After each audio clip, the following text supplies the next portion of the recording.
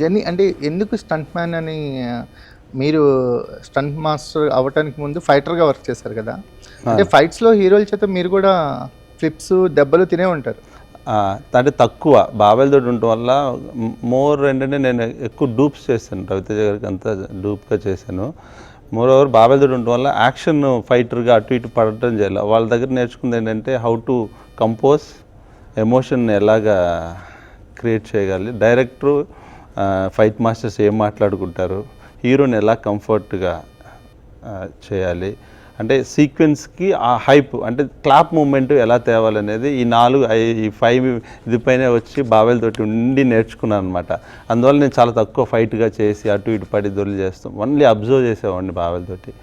So heroes position చూపించేవాడిని. So నాకు ఆ ర్యాప్ ఏంటంటే బాబాయ్లు ఉండటం వల్ల నాకు కొంచెం ఈజీ అయింది. అరౌండ్ 3.5 ఇయర్స్కి నేను సపరేట్గా యాక్షన్ డైరెక్టర్గా చెప్పేసి వచ్చేసాను. రామ్ లక్ష్మణ్ ఫైట్స్లో ఒక స్టైల్ ఉంటుంది. అవును.